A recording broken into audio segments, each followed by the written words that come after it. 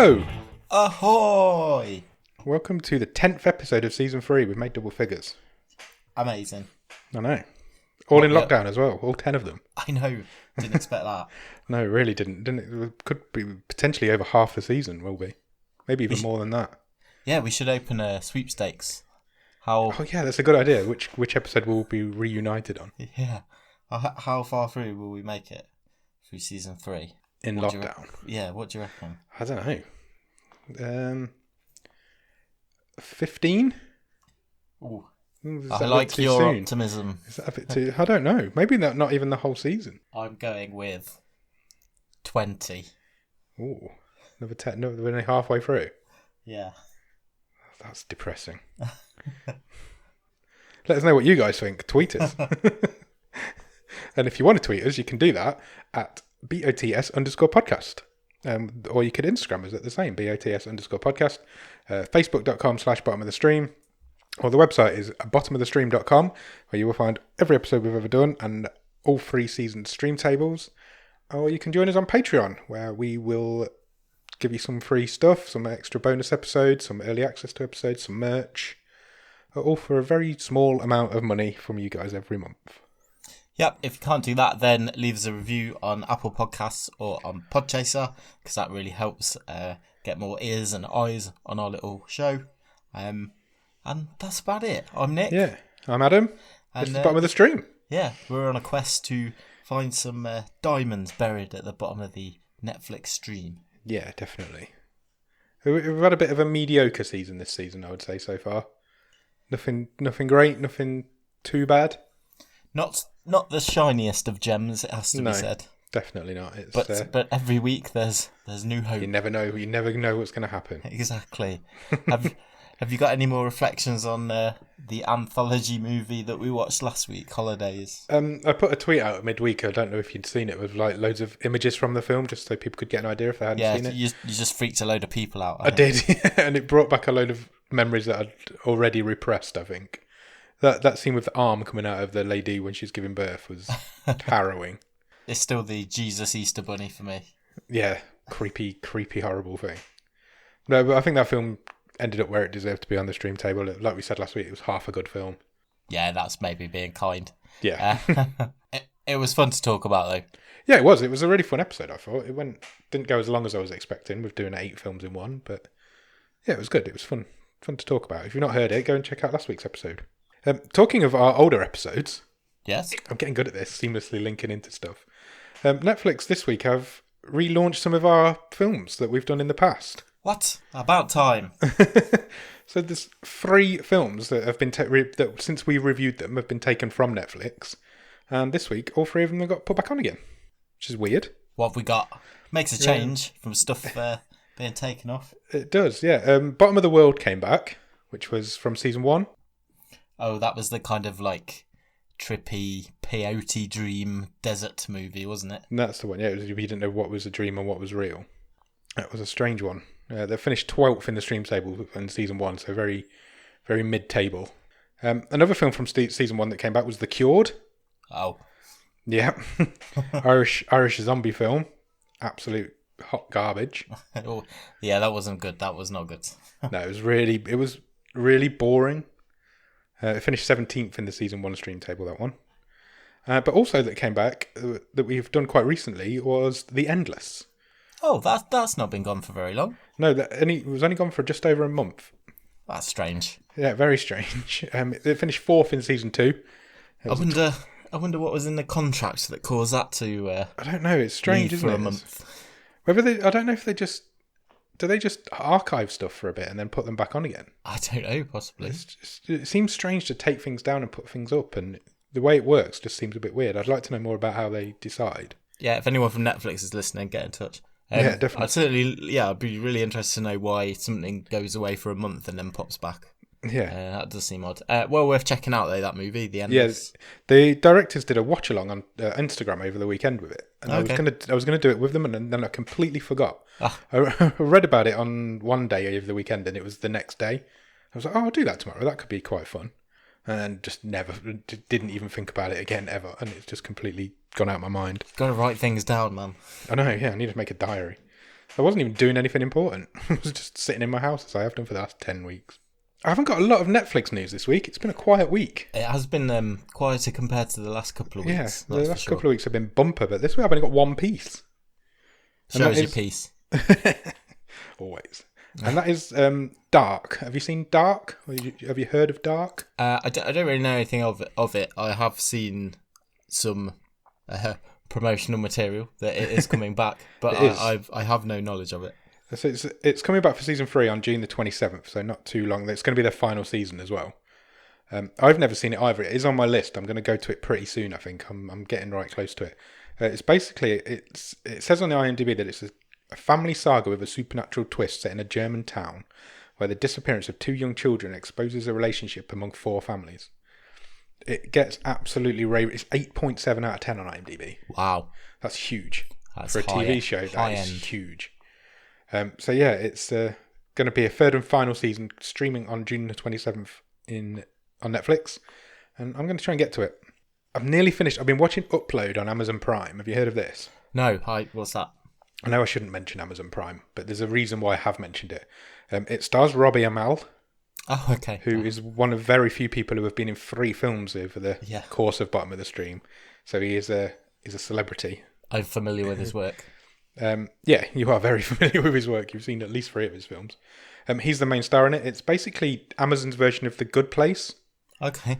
So when you die, your consciousness gets uploaded into like a virtual reality universe, and you just basically live forever in this. He lives in like this oldie worldy hotel type thing with loads of other dead people, but there's like people who can control him on the outside. So he's got this angel that looks after him, who's a real living person, and she can, like, if he wants to change his hair, she has to redesign it, and that's so it's like an avatar that she's in control of. She's like Janet. Yeah, basically. Because he can call her. He just has to say angel and she just appears. Is it funny? Is it comedy? It is comedy. It is quite funny. It's made me laugh out loud a few times. There's a little kid in it who is hilarious. Okay. Because he died when he was 11, but now in the real world he would have been 18. Right. So he's got this 18-year-old's personality inside this 11-year-old's body. I quite like that. That's quite a cool gimmick. It's cool. It is cool. They're only half-an-hour episodes as well, so it's definitely worth checking out if you've got Amazon Prime. Awesome. I won't talk about it too much because it's on the dark side, but it's got Robbie Amell in it, so I thought I'd let it go. It's a tenuous link, but I will allow it. The only other thing I've really watched this week is I watched the first 2 episodes of Snowpiercer. All right, yeah. So the Netflix have remade this film from quite a while back now, a few years ago. Yeah, well, Netflix are distributing it and showing it in the UK. It's not a Netflix thing, is it? No. I think it might be TNT in the States. I think you're right. I think it might be. It's coming out weekly, so that proves that it's not a Netflix thing because they don't do that. But the first 2 episodes appeared on the same day earlier this week. The third one will be out by the time this episode comes out. Yeah, it's quite good. I quite enjoyed it. I have seen the film, as you know, because I think we watched it together. Yeah, I think we did. But it's been a very, very long time since I've seen it. So I can't really remember the story, but it's good. The show's quite good so far. The first 2 episodes were interesting. I'll definitely stick with it. Great. Yeah, it's on my list to watch, certainly. Yeah, we'll get to that. Wicked. I have been watching something that I think is originally a sci-fi channel show, and meant to watch it a couple of years ago when it first came out. I've only just got around to it. It's on Netflix. It's a show called Happy. Oh yeah. Which is essentially a cop show, starring Christopher Maloney, who was most famous for like. Wasn't he in the X Factor? One of the. I don't know. I've no idea. Your joke's lost on me. Sorry. Sorry, somebody will get it. He was in Law and Order for years and years and years. And he plays a drunk cop, and he's looking for his daughter who has been kidnapped.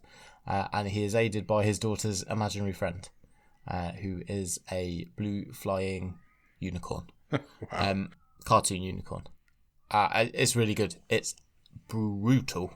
Really, I've seen a couple of episodes, but then I never went back to it, and I've always meant to, but never have. It is leg-breakingly, heart-rippingly, gory and brutal. Wow. Clear. It's written by a load of comic book writers, and you can really see that in it. Yeah. But we finished the first series, so it's only like 6 or 8 episodes, something like that. Worth checking out. Yeah. Worth me going back to. I've really enjoyed it. Yeah, I thought so. Good. I will definitely go back to it at some point then.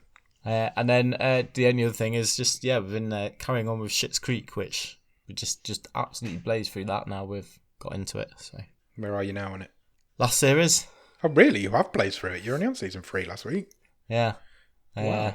I about 3 or 4 in, I think. I love that last series. It's so good.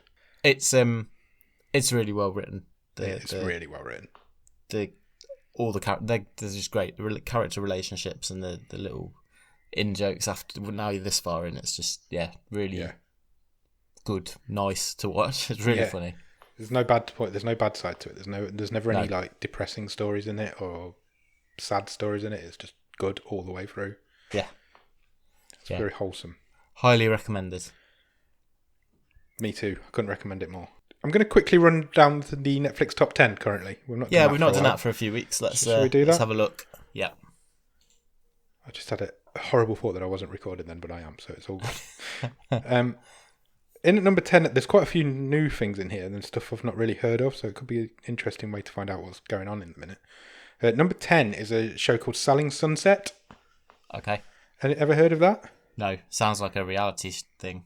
It is a reality thing. It's just started season 2 by the looks of it. That's why it's gone into the charts. It's about estate agents in LA selling luxurious lives to affluent buyers. Oh, great. So it's basically, it looks like location in LA. Right. But I think it's a little bit also like Made in Chelsea. The people are like, it appears to be, I obviously don't know, people can correct me if I'm wrong, but it appears to be like half acted. Staged reality. That's the word I was looking for.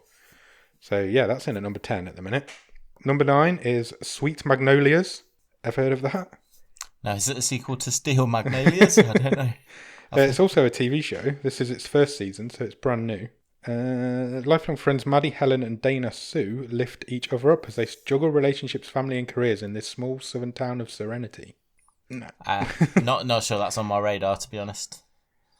It's 10 episodes. It's only just started, so never heard of it.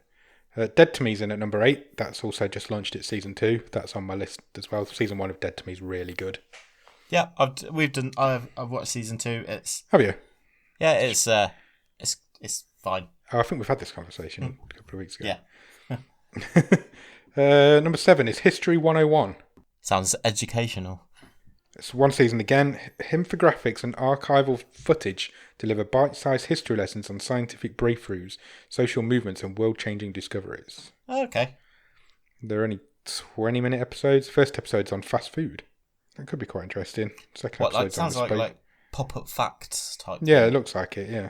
It could be worth checking out. It looks alright. Number 6 is Snowpiercer. We've already talked about that. Number 5 is Dynasty. Yeah, I didn't even know that had been remade. Not me. It's the 3rd season. Come on. No, I had no idea either. They still have massive shoulder pads. Looks like it, in the 80s? I don't know. I don't know. The Carringtons and the Colbys feud for control over their fortune and their children in this updated reboot of the classic primetime soap. No, it looks modern. Looking at some of these pictures, I think it's set in the modern day. I will not be checking that out. No. Number 4 is the first film on this list. It is Justice League. Okay, yeah, I saw that had been added. Quite in the news recently as well, isn't it? So that's probably why people are watching it, because it's fucking garbage. Well, it's been in the news. You sort of hinted it there because HBO have launched their streaming service. Yeah. HBO Max. Yes. And they have hinted that there will be a new cut of Justice League coming. Yeah. Directed by Zack Snyder, because he never got to finish the movie. Yeah. I don't really get it, because everyone's been clamouring for this cut of this movie. Yet everyone gave Snyder so much shit, like for Batman versus Superman. Yeah. But I don't get it either. It's going to be a 3-hour cut of a terrible movie by a mediocre director. I just don't understand the obsession with it. He got a lot of crap for Watchmen back in the day as well. Because it's terrible. Yeah. Yeah, I'm not sure. I just don't get the clamour for it. But there you go. He still made most of that film. He's still responsible for for the most of that film being shit. So even if it's an extra hour longer, it doesn't make it any less shit. I'm sure I'm going to catch some stick for that, but I'm not going to watch it. I'm not wasting any more time on it. I hated that film so much. Number 3 is The Last Dance. holding its place up there. Yeah. Well, the last new episodes were over a week ago, so that's people are obviously still enjoying the adventures of Michael Jordan and co. Yeah, I've not got to it yet. It'll probably be about a year before I do. The amount of stuff I've got backed up is ridiculous. Number 2, Jeffrey Epstein, Filthy Rich, is a documentary series. As a cheerful subject matter. 4 episodes, an hour each, 54 hours of Jeffrey Epstein. Yeah, I'm not sure I need that in my life, to be honest. No, I don't think I'll be watching it. Stories from survivors fill this docuseries examining how convicted sex offender Jeffrey Epstein used his wealth and power to carry out his abuse. A lot of people obviously are watching it. It's number 2 in the charts. How much of it is Prince Andrew in? So I can't say that. I'm not supposed to say that, am I? 0. Allegedly. Don't know. Allegedly. Would you want to have a guess at what could be at number 1? I think I might know. Okay. From browsing around, is it White Lines? It is White Lines. Apparently, I've heard it's really, really good. So I've not seen that yet either. That's on my list as well. So this is a UK-made drama, isn't it? But set in Ibiza. Correct. I believe. Zoe Walker leaves her quiet life behind to investigate her brother's disappearance in Ibiza, where she quickly heads down a decadent and dangerous path. Is it about drugs? I'm sure they will be involved. Hence the White Lines. Is that where that comes from? Well, also, yeah, it's the whole club scene, isn't it? Yeah. Yeah, I will get to that as well. It's another thing that would go on my list. My list is getting huge. I have this list, and then if I fancy something, it just jumps it and goes to the top. So then nothing ever... Like Upload. I saw the trailer for that. I was like, oh, I'm going to watch that. And then it just jumped my whole list and went to the top. So it's just what happens. That's it. That's the top 10 from Netflix as of today, time of recording. Anything else? Not news-wise or what I have watched-wise. I do have a game for us to play before we get into our movie for the week. We haven't played a game for ages. No, not for a little while. I say we can play it. I need to remember where I've written my notes down. And I'm not sure if you'll be pleased to hear this or not, but this is round 2 of a game we've played before. Oh, exciting. So we are returning to the world of superheroes. Oh, the last time we did that was really good. Was that where we met Stapled to a Dog Man or whatever it was called? It's Dog Welder. Welder, that's him. So we are going for round 2 of... I can't exactly remember what I called it. I think I called it Superhero or Super Zero. Yeah, I think you did. That sounds right. But let's go with that. Okay. Are you ready to play? Yes. So I've just got to guess whether it's a superhero, a real superhero, or a Super Zero is not real. Correct. Cool. Correct. So yeah, here we go. Superhero or Super Zero. Welcome to the show. Thanks. What's your name, sir? My name's Adam. Right. Good. It's the bottom of the stream. I'm going to give you 5 superheroes. Cool. And you just tell me, are they real or not? Cool. Got it. So let's start with Dr. Slippery. So Dr. Slippery can slide around on a self-generated trail of slime and can flick his like bodily fluid at people. He sounds horrible. No. Super Zero. Correct. I made him up. I'll just have to try and get in your mind for these games. If I can get in there, if I bury myself in there somewhere, I'm all right. Good start. I feel like you've seen a slug earlier today, and that's what I'll give you that. I don't like slugs. I don't like slugs. Wait, is this weird then? Because I'm absolutely fine with snails. But don't like, really? I think, yeah, well, I'm quite happily move a snail around, pick it up. Yeah, you can pick a snail up by the hard bit, though, can't you? Yeah, that's true.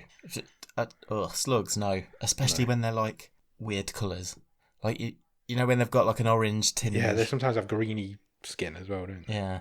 I went for a stage of finding them in my lounge. It was grim. It's like, get out of that happened in an old house that we had, yeah. Yeah, it's horrible. Yeah, just get in. Oh, no, horrible. Is a slug just a homeless snail? That's a great question. Are they exactly the same, except a snail has a shell? Yeah, we need Bill Oddie or someone to tell us the answer. We need a slug expert. If there's any slug experts out there, let us know. Yeah. We've digressed. How many have we done? One. Right. Okay. And I got it right. Okay, so number 2 is Leather Boy. Leather Boy? Yeah. Sounds like my weekends. Yeah. So Leather Boy has no superpowers. He just accidentally joined the Avengers one week. Yeah, that's got to be real. It is real. Superhero. Is that true? He just accidentally joined in Avengers? Yeah, so he answered a personal ad, as they're called in the States. He thought he was replying to an S&M ad, and he accidentally joined the Avengers. Brilliant. Imagine if that happens in the films. I'd love that. So he's just got the proper full-on village people look. So just leather... Yeah, I can imagine. Chaps. He's a leather chap. Yeah. That should have been his name. Leather boy, leather chap. Very good. 2 for 2. 2-0. Well, you're doing well. Okay, so the third one is Danny the Street. Danny the Street. This is a magic teleporting street. What? It's a magic teleporting street. Am I not speaking English? No, the words are English. So it's the whole street. Yeah. Yeah, you've not made that up. Superhero. Correct. You're not weird enough to make that up. I'm sorry if that's an insult. I apologise. Danny the Street is a DC superhero. Of course it is. And it's just a street that can pop around the world. Why? And you can use it to walk down. And like it can change the sort of shops that are on the street. I suppose it's handy if you're like stuck in quicksand or something. Yeah, maybe. Or need to get through a jungle quickly or something like that.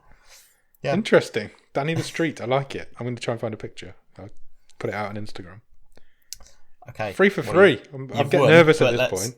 Let's play for pride. But I've never got 5, so that's what I always compete for myself to try and get 5. Try and get the full house. The next one is the Red Bee. The Red Bee? Yeah. So, the Red Bee also has no superpowers. Right. But is basically just a really cool beekeeper and controls a swarm of bees to help him fight crime. Wow. His favourite bee is called Michael, and Michael lives inside the Red Bee's belt buckle. And that's like his best little mate who he talks to. And oh, no, I don't have a clue now. Does superhero plans with little Mikey B. Super Zero. Incorrect. Ah! Damn it. He is a superhero. It's got to be DZ. I've not actually written down which one he's from. I think he might be. Oh. Yeah, it is, because at the start I was reading about him. I thought, oh, this is just their version of Ant-Man. But it's not, because he's got no superpowers. So that is weird. Worse. Is the thing about being called Michael real? Yeah. His favourite bee's called Michael, and he lives in his belt buckle. Michael the Bee, I like that. I should have known you were. I should have known that was real. I'm disappointed in myself. The last one is Giraffe Woman. Oh, I hope so. She is a superheroine who can grow to the size of a giraffe, and she uses her super-sized tongue as a weapon. So she'll like whip you upside the head with a giraffe tongue, and she can also use it for things like picking locks, breaking into places. Giraffe Woman. No, Super Zero. Correct. Yes. 4 out of 5 again. I'm going to do it one week. Oh, wow. So you made that up? Yeah. What's wrong with you? I thought it was quite a good one. It's quite a good one. I think you could run with that. Yeah, let's do it. We'll get, what was the slug one? We'll get him and Giraffe Dr. Woman. Slippery. Dr. Slippery and Giraffe Woman. We'll make a comic book out of them. Dr. Slippery and Giraffe Woman. Which one's the bad guy? Or they're both good guys? I'm not sure. Giraffe Woman seems like she'd have to be a good guy. Yeah, I'm not sure Dr. Slippery is appropriate for kids, but reading it back. Doctor's always a bad guy in the comic books. Yeah, that's true. So he can be the arch nemesis of Giraffe Woman. Yeah. Yeah, giraffes and slippery guys. Well known for hating each other. If only we knew a good comic book writer. Or a designer. Hint, hint. No comment. Just put that idea out there, see what happens. Yeah, see what happens. Good, well done. Thank you. 4-1. I win more than I lose, but I've never got 5, and I really do want to do it one week. We're gonna have a party when I do. It's good to have something to aim for, isn't it? Yeah, definitely. I suppose when I get 5, that would have to be the end of it. Yeah, no more games. No more games. I mean, Win the nobody wants games. that. Everybody loves the games. All right, should we talk about this film? Let's do it.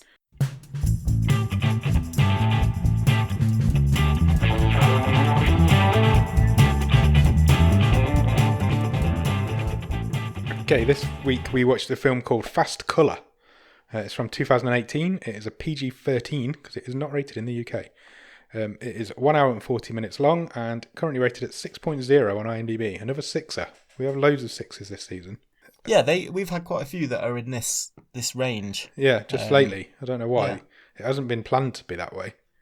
Maybe that's why we're having a mediocre season, because all the films are just 6. They're all the same Yeah, level. but that's quite high relatively, It is, yeah, isn't it? compared to what we used to do, As definitely. a relative score on IMDb, the 6 is pretty good. Yeah, definitely. We were having completely differing results with them as well. Yeah. So it's interesting, but I'd quite like to do something lower. Yeah, I'm Or higher. I'm quite intrigued. I'm not sure where you're going to go with this. I'm quite intrigued to see what you think. So, Okay, cool. Yeah, I'm looking forward to this chat. Yeah, me too. Stars a lady called, I'm going to completely butcher this name, Gugu Mbatha Raw. Yep. I'm going with that. Yeah, I think that's good. She plays Ruth. She's been in quite a lot of stuff that you'll know. She's in the Cloverfield Paradox. Yep. Have you seen that? I have, yeah. I love that film. I love all 3 of those Cloverfield films. I don't care what anybody says. She's in one episode of Black Mirror, which is apt because we've talked about Black Mirror quite a lot just lately, especially last week. She's a voice in the Dark Crystal TV show that's on Netflix. I've still not seen that. More recently, she was in Motherless Brooklyn, which came out towards the end of last year, I think. It was Ed Norton's directorial debut. Yeah. And she's going to be in the Loki TV show Oh, right. for Disney Plus. So she's going to. IMDb hasn't got a character name yet, so I don't know who she's going to be in it. But that's coming next year. It was supposed to be coming this year, I think, but I think all that sort of stuff's been postponed. Yeah, so she's been in quite a few things. Also stars. I've written his name. I've not written his bloody name down. A guy called Christopher Denham. Heard of him? Who was here in this? He was Bill. I thought you were going to say Bill. I did kind of recognise him, but no, the name doesn't ring a bell. He was in Shutter Island. ring a bell. Did you watch Shutter Island with Leonardo DiCaprio? Yeah, I think. Yeah, I did. It's one of the best books I've ever read and one of the worst films I've ever seen. It's not a great film. No, I'd really like it. The book is a much better experience. A much, much better. More recently, though, he's been in Billions. Do you know that TV show? Yeah, that's yeah. He's in that.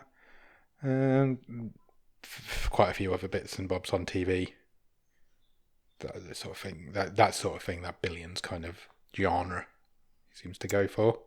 The other person who stuck out in the cast of this movie for me was Lorraine Toussaint. She was my next one. So yeah, go for it. So she plays Bo in this. She does. I recognised her from another Netflix favourite, Orange is the New Black. Correct. She played Yvonne or Von. She was like the main bad guy in, I think it was series 2. Season 2. Yeah, she was the worst character in the worst season of Orange is the New Black. I really didn't like. I love Orange is the New Black. It's a great show, but season 2 is its downfall. It is awful, and after that, it ramps right up again. But season 2 is terrible, and it was this lady's fault. I'm just gonna put it out there. She does die quite well in the end of season 2. Yeah. Orange is the New Black. Spoiler there. Written and directed by a lady called Julia Hart, who has not really got any credits worth mentioning, to be honest. So I'm not going to. Okay, fine. Yeah, she's not really done a lot before that's worth mentioning. Do you have a one-word review of Fast Colour? Weather. It's all about the weather, this one. Yeah, blame it on the weatherman. I'll give you a factoid. Go for it. Amazon Prime's getting mentioned quite a bit. Yeah, what's going on? Yeah. So this is now under development as a TV series. Oh, really? With Amazon. That's interesting. With the director Julia Hart, at least writing the start of this show. So we'll see if that it's in development. No cast or anything announced, but I wonder how they're going to do it. I wonder if it'll be like we'll see. A sequel or a retelling of the same story. Yeah, that would be interesting. Is this going to be the origin tale? Possibly. We'll get into that, I'm sure. Or maybe they remake the film as season 1 and then go from there, because there's plenty of places you could go with these characters. Sure, and I can see this set up making a a decent episodic Yeah, completely. show. There's enough material there to explore. Yep, Certainly. definitely. So where does the film start? We've got a voiceover. Yes, a nice VO to start with. Yeah. And then we meet Ruth. Yeah, so basically She's running through the desert. she is. Yeah, basically the The voiceover is asking, "Where is Ruth?" Yeah, is it Basically, is it Bo doing the voiceover? it is. Yeah. So she's reading. Well, I think she's reading from her book. Yeah, That we see later on. So she's reading one of her diary entries, basically. Yeah. Basically, what the main points that you know from this, that she starts off with saying the world's going to die, and then she also mentions that it's 8 years since it last rained in the world. So they're in Midwest America. Yeah. Time frame wise, it doesn't really specify, does it? No. Modern. I've just kind of gone with its present day. It's kind of an alternate present. Yeah. Yeah. There's been no rain for 8 years, hence the price of water is through the roof. Yeah, water's like gold dust.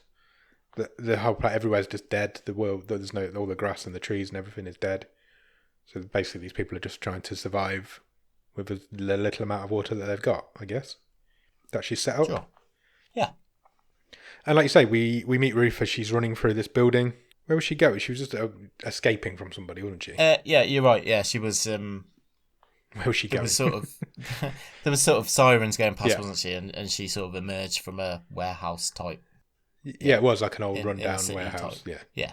Yeah. Cut straight from that into the title card, and when we come out of the title card, she's found a way to a motel. She's escaped from whoever was chasing her, and she goes to this like rundown old motel.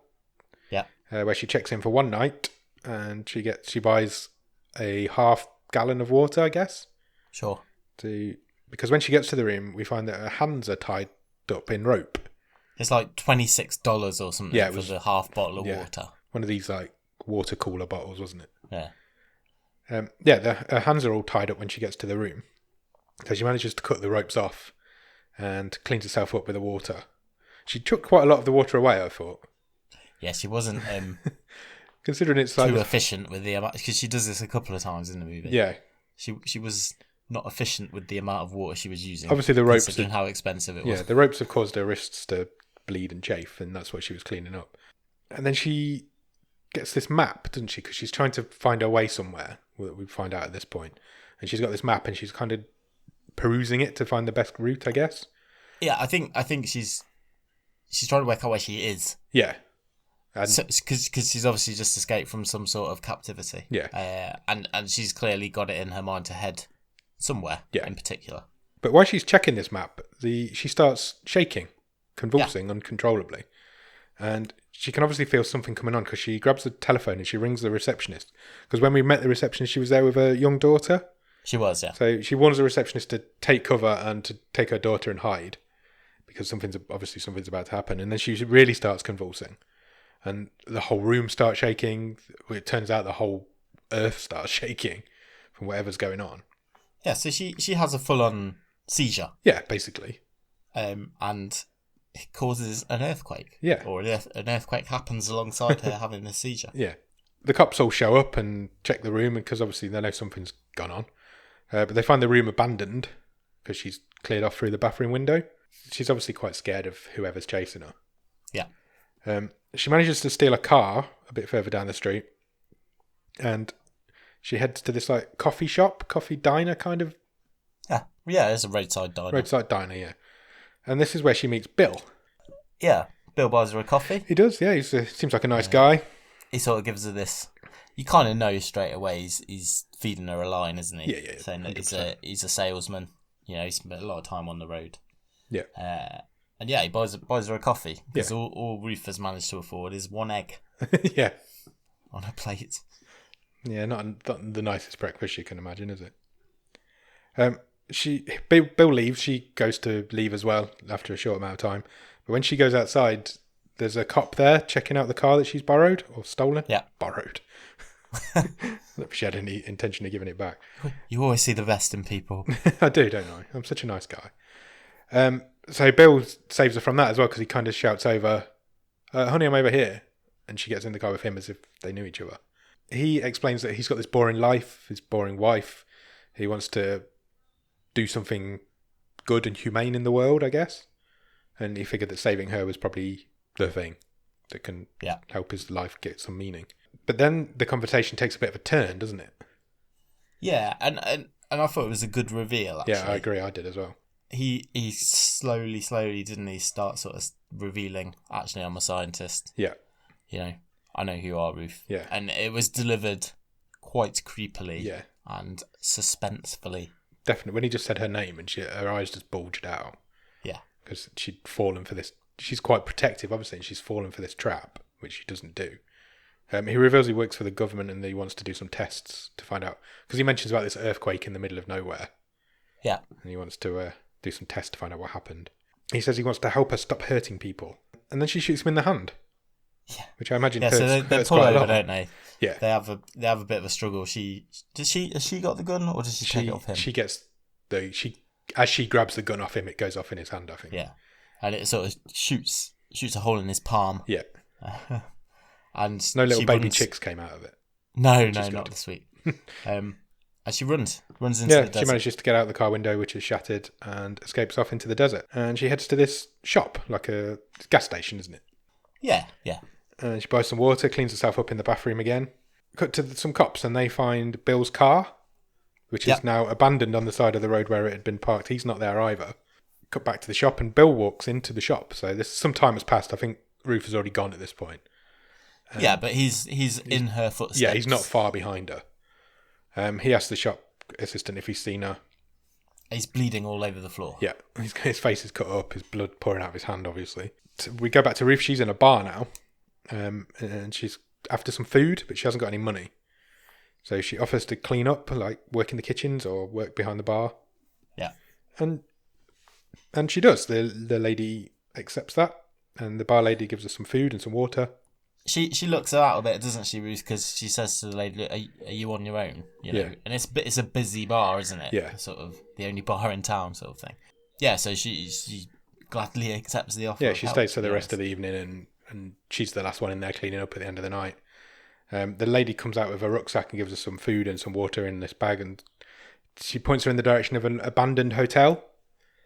Yeah. It's like, so it's she's the lady behind the bar says to Ruth, "You can stay there. Just the owners have left it. Yeah. Make sure you find a room with a door." yeah, make sure you find one with a door. So she does. She stays there for the night. Pretty uneventful. We rejoin her the next morning, and she's outside this house. Yeah. So this house has been in a couple of sort of visions she's had. Yeah. And it's just a farmhouse in the middle of nowhere. Yeah, rural America somewhere. We head inside. She stays outside, and this is where we meet Bo and Lila. Yeah. Who are I don't want to say older lady, but a middle-aged lady. Yeah, sure. And You can say that. And a young child. Yeah. And they're clearly rationing their water because Lila wanted a bath, which seems a bit obsessive.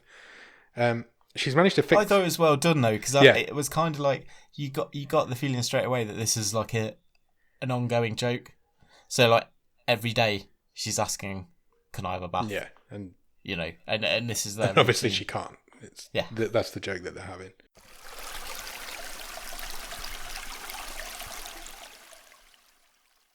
I thought at this point I was sitting there thinking this film's actually, it looks really good. It's quite a well-made film. Do you know what I mean? There's like the way it's been shot is really nice. How everything looks dead. It felt like a proper film, and I know we say that a lot, but I know what you mean. And you can see a budget in this film, I think, is what I'm trying to say. Sure. It's. I think we've said this a couple of times before. The care came through the screen for me. It did anyway. Yeah. I'd agree with that. It wasn't something that was just sloppily thrown together. No. Like we've seen almost half finished stuff. Yeah. A lot of some weeks. Stuff, yeah. It's a good script told by good actors by a good director. I think that's how I'd describe it so far. And this is not a fast moving. No, not at all. Movie, which is ironic considering the name of it. But that's not a criticism. No, because it felt like it was telling a proper story, didn't it? Yeah, it is quite languid at times, but that's fine. It works with it. Yeah, and the interplay between these three characters when they meet up is really good. Yeah, the chemistry is awesome between the three of them. I was really intrigued at this stage to see where this was going. Yeah, me too. It comes out in the conversation that Lila's managed to fix her record player. She seems quite handy, this little girl. She's a bit of a mechanic savant, isn't she? Yeah, she seems to just know how things work. She's sort of tinkering around with a truck, isn't she? And stuff like that. She heads off to bed, and Bo heads outside. She puts the record player on. Now she's got it working, and she heads outside for a smoke. And this is the first point where we see superpowers used, I guess, in this. Sure. She has this cigarette, and all of a sudden it kind of just particleizes. Yeah, it disintegrates, doesn't it? Yeah, but it doesn't like just fall away. It kind of floats out in space in front of her. It's like it turns into ash, but the whole thing. Yeah. It's not just the end of the cigarette. So it's like it's almost a Star Trek thing, isn't it? Where they like beam up. Yeah. You know, the cigarette just dematerializes. That's a good word. Dematerializes. And sort of lands in a pile of dust. Yeah, but, on the but before it does that, it kind of floats in the air in front of her and like dances around a little bit. And Ruth suddenly says, "Oh, you shouldn't smoke," which makes her Bo jump out of her skin because she's not expecting anybody to be there. And as she says it, the cigarette like regenerates and heads back up into her mouth. It was really nice. It felt really well made, that bit. Effects. The special effects are used sparingly in this movie. Very sparingly, but they're really good. Yes, I'd agree with that. And they're very impactful when they are used. Yeah. Yeah, it just looked really good. It was like a nice little... She calls it later on, she calls it a parlour trick, doesn't she? And that's what it was, but it just looked good. Turns out that Bo is Ruth's mum. We find that out at this point. Ruth, they've obviously departed in some sort of negative way. Yeah. You can tell straight away that Bo's not entirely happy with seeing her. She says, you cannot cause Lila any further pain. And Ruth explains that she's 11 months sober now, but being sober has brought the seizures back. That's right. And then she says if she leaves, that she just won't survive. So they will catch her, or the seizures will finish her off. Yeah, and you could really feel the tension. Yeah. Between the two of them, and obviously that this is a broken relationship. Yeah, completely. They both played it really well. Yeah, it was really well acted, I thought. Yeah. And then Ruth asks how Lila is. Yeah. And Bo says she's healthy, she's smart, she's nothing like you. Yeah. I was like, that's a sick burn. Sick burn. Maybe we need to make that into a feature. Every week we seem to be coming across a sick burn. Yeah. Ruth says she wants to try again after that conversation, and Bo puts her up in the barn, which already seems to be converted into a bedroom anyway. Yeah, I did think that. It had a bed and a full bedroom set up in there. It's just like so in one of the stables for the horses, there's a bed and a lamp and all sorts. Assume that Bo had always expected her to come back at some point. Yeah, I guess so. But she doesn't want her in the house with Lila. And that's the point where Bo says that Lila does have powers. But yeah, she says they're more like mine than yours. Yeah, she says they're more like my parlour tricks than your powers, or something like that. Bo heads off to bed at that point, and they are woken up in the night by an earthquake, I guess. Yep. Yeah. Again, obviously Bo heads straight outside because he knows that it's going to be Ruth that's caused it. And this is where she introduces Lila to Ruth, and this is where we find out that Ruth is Lila's mum. She is indeed. So we've got 3 generations of female members of this family. We cut back to Bill now, and he's still on her trail. He's managed to get hold of her stuff that she'd left in this hotel room. So he's kind of flicking through that, isn't he? Looking at the maps and things like that. Yeah, and he's met a guy. Yeah. So there's now 2 of them. Yeah, I don't know where he came from. No, I didn't really get that. It's a really minor criticism. But suddenly he's with a guy, and then it's just a faceless guy. And I was like, oh, is this going to be like the badass that they have to fight later? And it's just a dude. Later on, there's a few more dudes. The team just keeps getting bigger, doesn't it, without any explanation. If I had one criticism of it, I would say that Bill's character wasn't rounded enough. You never really found out who he was or what he was doing.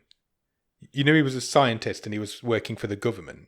Yeah, and he gets like one scene later on, doesn't he, where it tries to put a bit of meat on his bones, and he's saying to his boss, "Oh, give me a bit more time. I can talk her in. We don't need to go in all guns blazing, that sort of thing." But he's a bit one-dimensional.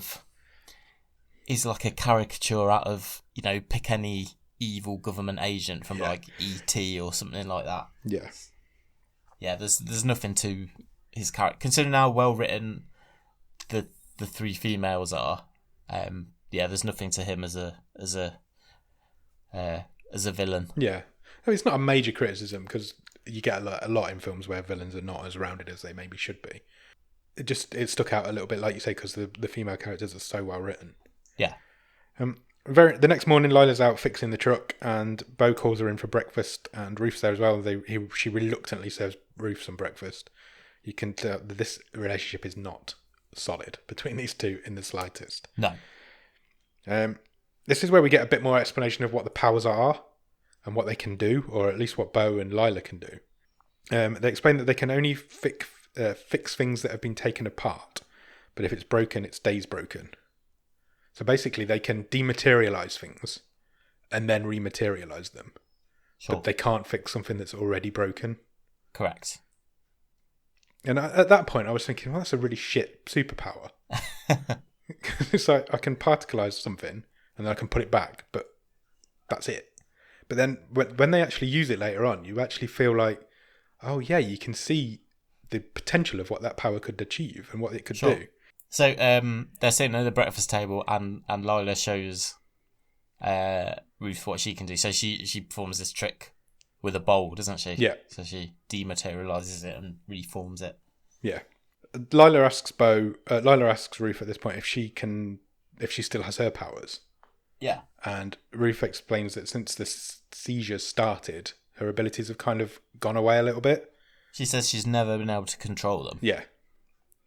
Ever. Yeah. It's almost like too much power. And the seizures that take over. And so she's never really had the ability to do what Lila can do, at least. That's a really nice scene as well, when the particles for the bowl are just dancing around. So she does this trick, and Lila asks Ruth, well, can you see the colours? Yeah. And Ruth says, no, I've Bo's told me about them, I've never been able to see them. And Lila sort of describes them as almost like an echo. So after you've used your power, you can see all these vivid paint splash, almost like of colours, can't you? Like I guess like an aura type thing. And as the other two are talking, Lila's sort of gazing off, looking at something that we can't see. Yeah. Which I quite like that as well, actually. Yeah, definitely. It was a really good way of explaining it and what it was that they were doing. Yeah. Cut back to, well, we're with a cop now. This is Ellis. This cop's called. He's like the main cop now for the rest of the film. Yeah, he's a town sheriff. Yeah.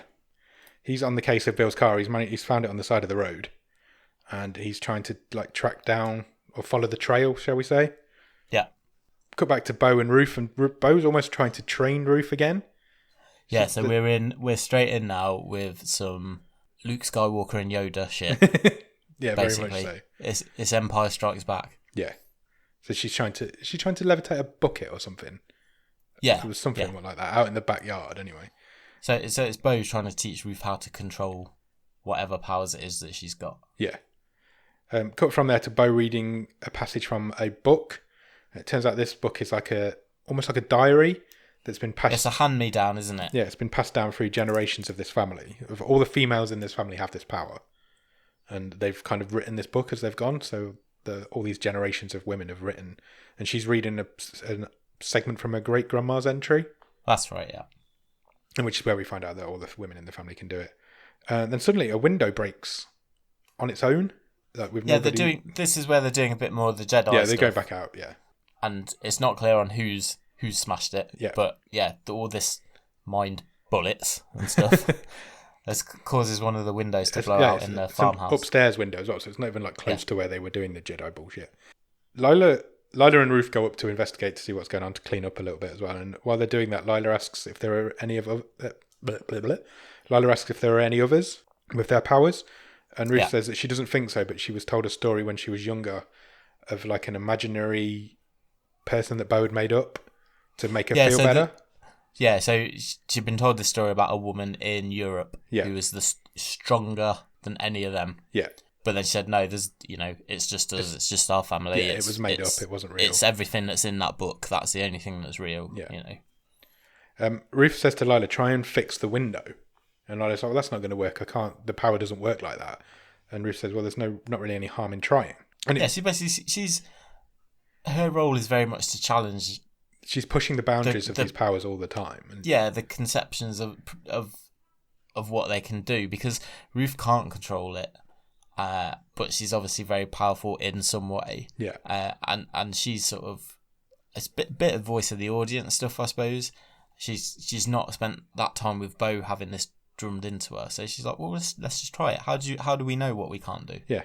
And that was really interesting as well. Agreed. And it very nearly works. Lila gets the panel almost back together, but then it just crumbles and smashes in front of their eyes. Go back to Cop Ellis. He's now with the gas station. He's basically just following the trail that Bill and Ruth did earlier on, isn't he? He's gonna, he's gonna get to the farmhouse eventually. Bo has a bit of a go at Ruth about the window. She kind of gets the blame for it a little bit, doesn't she? Yeah. And they decide that her and Lila need to go off and get some supplies, because they're going to need extra water if there's a third mouth in the house. Yeah, and Lila's been badgering her to get some more parts to fix this truck. Yeah, she wants some car parts. The cop then, the sheriff heads to the bar where Lila did the night's work, and he's asking some questions in there as well. So he's getting closer all the time. But that's all they're telling us at this point. We know he's going to turn up at some point. While they're in the store, Bo and Lila walks straight into Bill. Yeah, literally bumps into, walks around the corner, and she walks straight into him. Obviously, Lila has a very strong resemblance to Ruth, and that gets Bill's. It kind of pricks his ears up a little bit, doesn't it? Yeah. Lila is, when we get back, Ruth's now obviously in the house on her own, and she's sitting on the roof. Yeah, just one bit to add before that. So whilst the other two are out getting supplies, the phone rings in the farmhouse. Yeah. And Ruth doesn't pick it up, and it goes to answer phone, and no one leaves a message. So this is just adding to, hang on, the net's closing in here. Yeah. They're not as safe as maybe they think they are. Yeah. Yeah, and when we get back to Ruth, she's sitting on the roof of the farmhouse, and she's Ruth on the roof. I hadn't put that together. Well done. And she's trying to do what Lila did earlier. She got the same bowl, hasn't she? Yes. And she's trying to make it levitate, and she's concentrating, but it doesn't work. But behind her, you see this cloud form in the sky. Yeah. And she doesn't notice it. She doesn't even know it's there. And then it suddenly breaks open, and it rains a little bit. Yeah. And just falls onto the ground in the farmhouse garden. But she doesn't spot it. She has no idea that she's done it. Yeah, I thought it was really well done. Really well done. At this point, I was like, I'm really interested to see how this pulls together now. I agreed. I was all in at this point. This film never felt like it was too long, and it never felt boring. It was an interesting story all the way through, I thought. Lila and Stitch. Lila and Bo come back, and Lila has got some particle dust in her pockets, which she spreads out on her bedroom floor, and then they reform into tools that she needed for the truck. So she's a little thief. She's stolen them, basically. She's particleized them in the shop and reformed them when she's got home. Cunning. Sorry? Cunning. Oh, just shouted a word. Lila goes out to try and fix the truck again, and she tells Ruth that she's fixing it because she wants to leave. She thinks that she's like a superhero, and she wants to go off and use her powers for good. She's convinced she wants to look for others as well. Yeah, she's out there trying to make sense of it all. I guess she's only young. She's what, 12, 13? If that, I'd say more 10, 11. Yeah, I'll take your expert opinion on that. Okay. Ruth says that we're not superheroes. We're just trying to get by. We're living with this. There's nothing else out there. Just don't get your hopes up too high.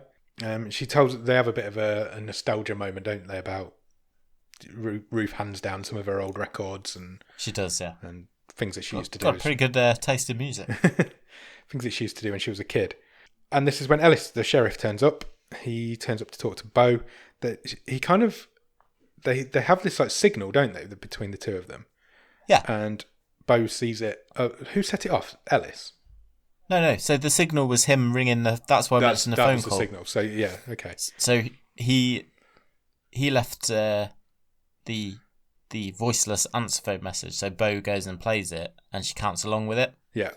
And she then meets him later that night and says, "Well, what what do you need to see me for? Why- We haven't used our signal in years and years. Yeah, because they meet at the high school bleachers, don't they? So Yeah. you can tell when they used to use it. She tells him that Ruth's back, and he said he had a feeling that she was because things were changing.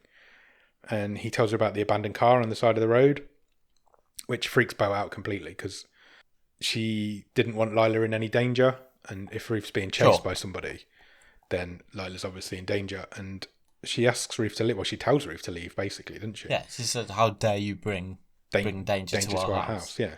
Ruth's like, "No, I'm not going." She flatly refuses to leave. This is the point then where we meet Bill and his boss. Well, we've met Bill before. We meet Bill's boss because this is the scene you mentioned earlier where he's like, "Oh yeah, yeah." reporting to his boss that he needs a bit more time. The boss wants to go in all guns blazing and take her out, but he says he needs more time to study her. Yeah, he says we found a girl in a supermarket. She looks just like her. Yeah. We're really close. Yeah, but his boss says that they are getting impatient. So there's obviously a higher up again that are after this girl. And Bill says, "Look, this girl is all powerful. She can move the tectonic plates on the earth. This is the power that she needs studying." Sure, and it's all very Stranger Things at this point, isn't it? Get her back to the lab and he needs see to what study. makes her tick. He's desperate to study her and how she has the amount of power that she has. We find out at this point then that Ellis, who is the sheriff, is Ruth's dad. Yeah, because he rolls up to the farmhouse. Yeah, he eventually now gets to the farmhouse. And Ruth knows. Yeah. So it's revealed to Lila. Yeah, Lila didn't. Suddenly had a lot to deal with in the last couple of days. She's got a new mum and a new granddad. Yeah, and the sheriff says, "Look, basically says the bad guys are in town. Yeah. They sooner or later they're gonna rock up here. It's just a matter of time. You need to get out of here." That's basically what he said. She does, but does she at this point? No, Lila gets the truck going, doesn't she? First. Yeah. And Bo manages to find the tools. This all happens at the same sort of time. Bo finds the tools that she'd used. Yeah, so she busts her about. She sends her off to her house, and that's when Ellis shows up.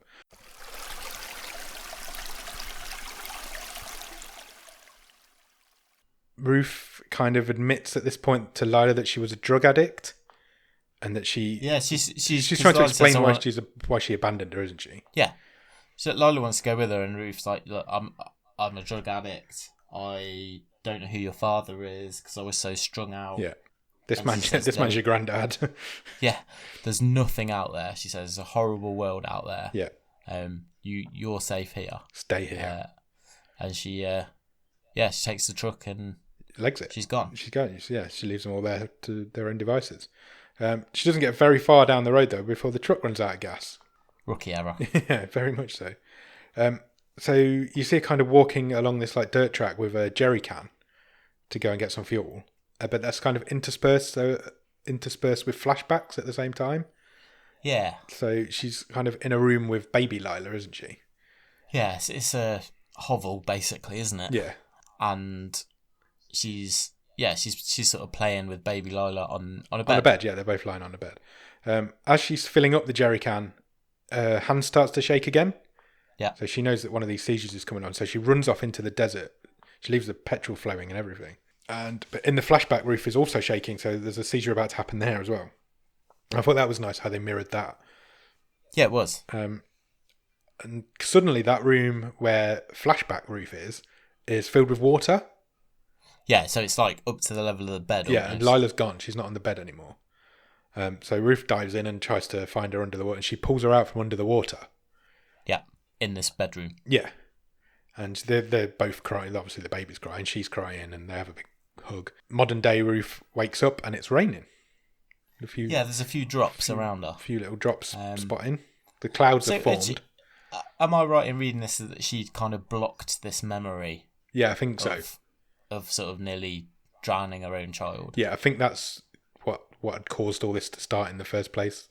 And that had, because she was strung out. Yeah. And now this was her sort of moment of clarity. Yeah, redemption. This is why she'd abandoned Lila with Bo, because she knew that she couldn't keep her safe.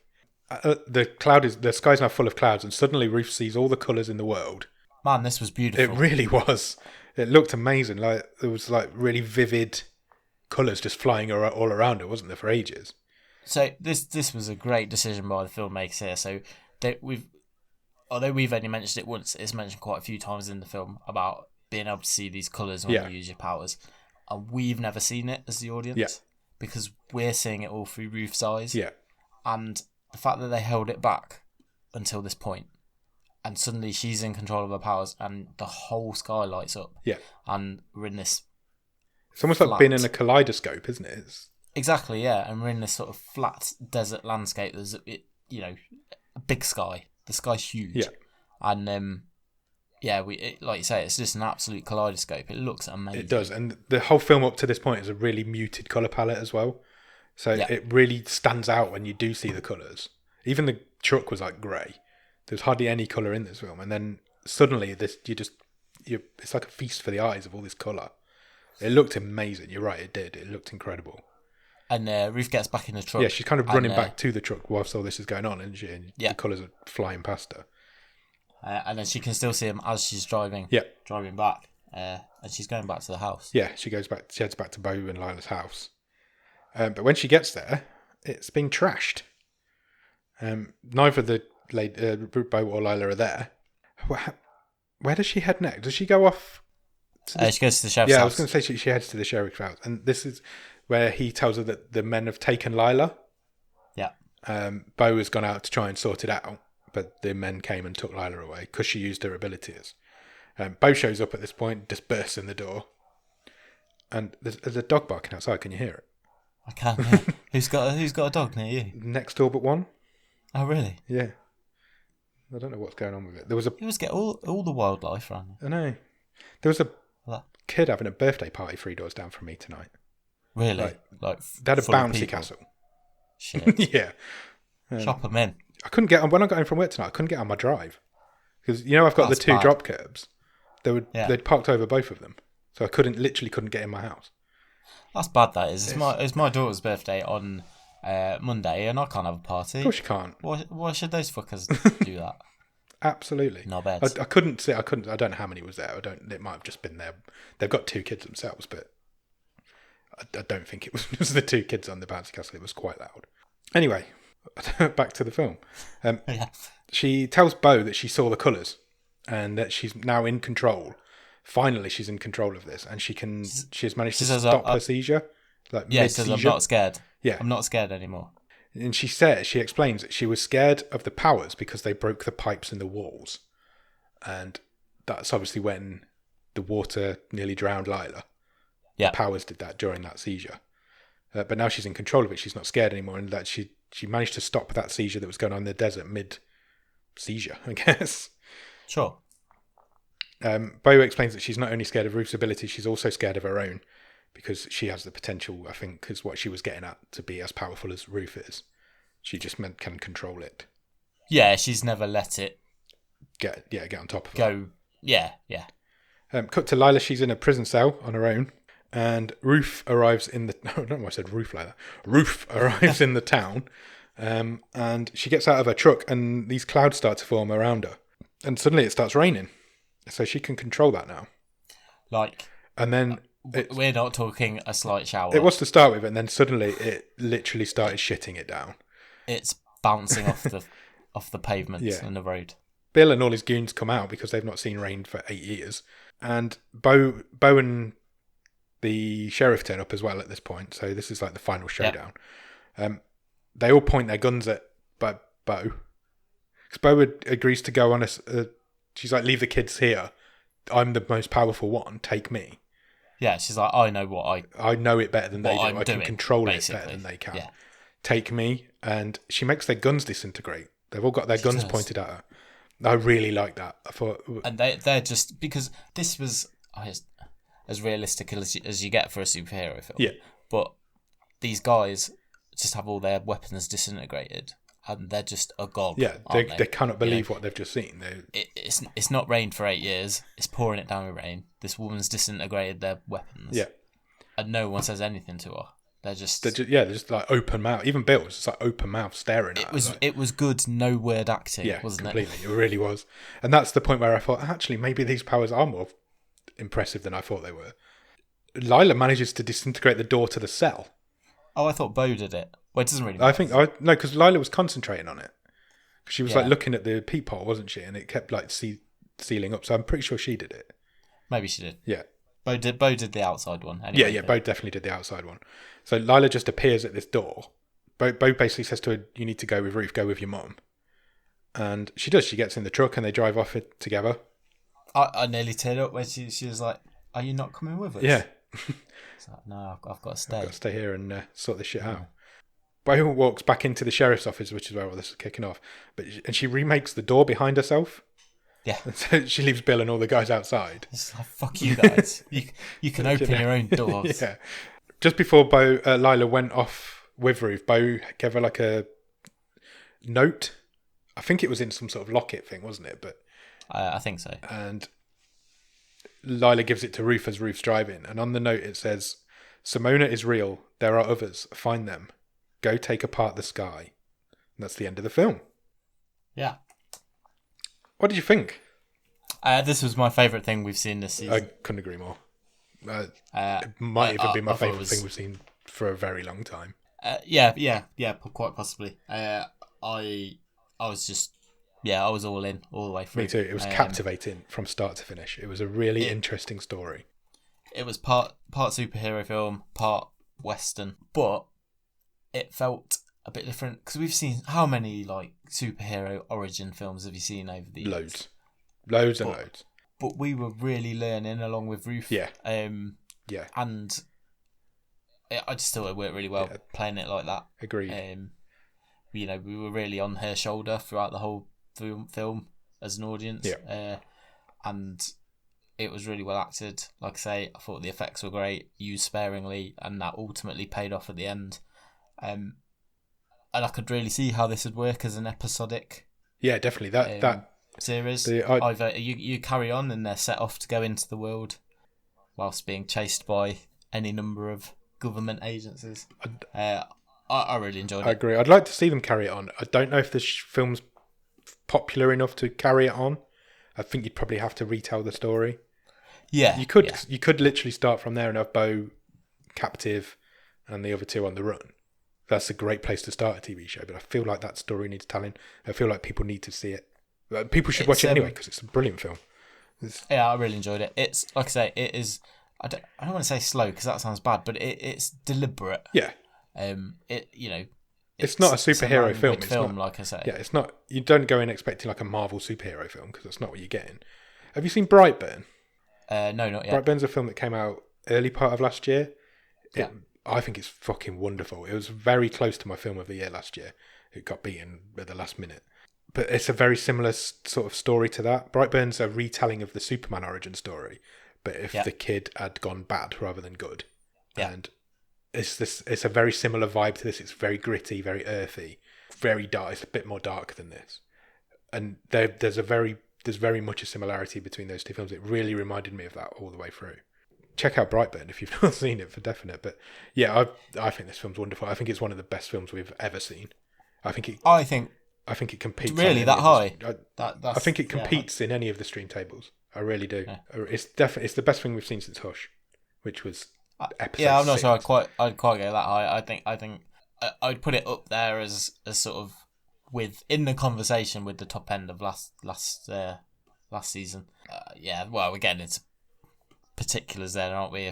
We're not going to compete them against other stream tables. That's not what we're all about. But it's great. It had in parts it had a bit of a throwback feel to it as well. So yeah, there was parts of this that felt quite Spielbergy, like a bit of E.T. Yeah, Close Encounters. Like those sort of 80s Spielberg type films. Yeah, that's a great show. Because it's that whole searching for your family type thing, isn't it? Yeah, definitely. And like I say, the sort of the setting out in the desert as well. It was like part Western, part superhero.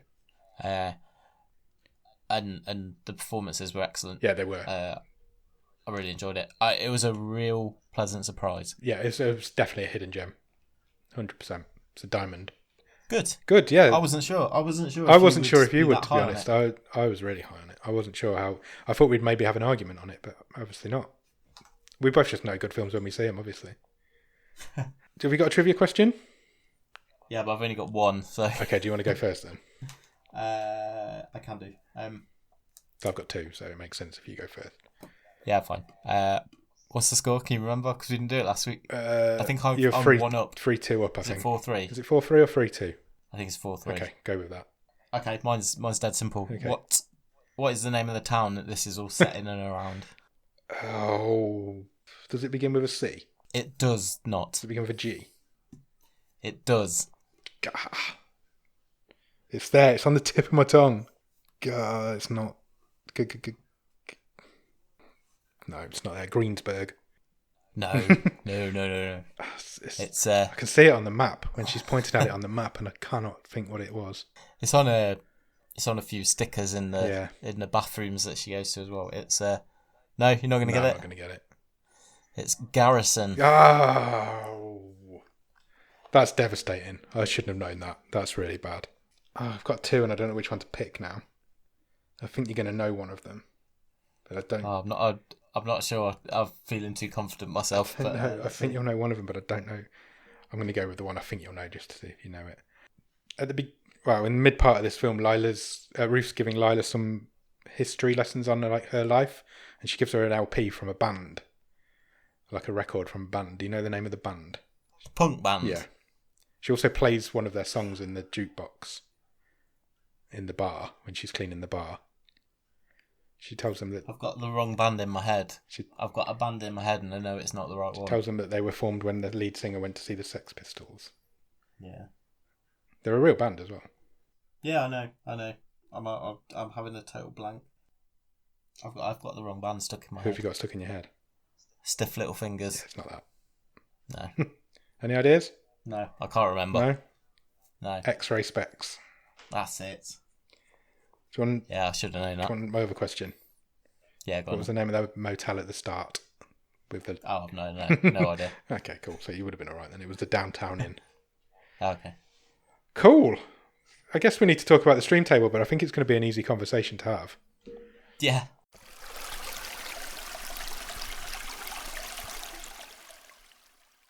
Where does this one go in the stream table, Nick?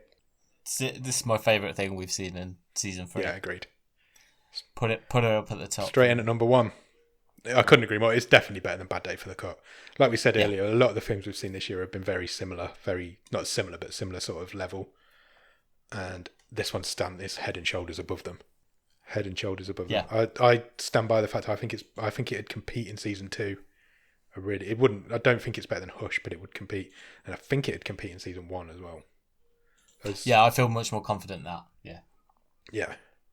So straight in at number 1 on the season 3 stream table. It's Fast Colour. Go and check it out, please. It's a wonderful film.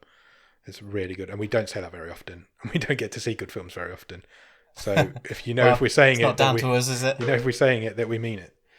So go and check it out. It's all down to the randomizer. Speaking of which, shall I pick next week's film? Yes, please. We're not using the randomizer this week, Nick. What? One of our Patreons has played his wild card. Oh. This always makes me nervous. You don't sound excited by this. No, I'm excited. It's about a 50-50 record, isn't it? So yeah. Jordan did all right last season, I think. This is Jordan's wild card, by the way. Did he do all right last year? I can't even remember what he had. What did he give us last time? He gave us the French zombie. Oh, yeah. The what's it called? The Night Is the World came 10th in the stream table. So not bad. That's not a bad start. It's a good film. It's just there was better films in the season 2 than that one.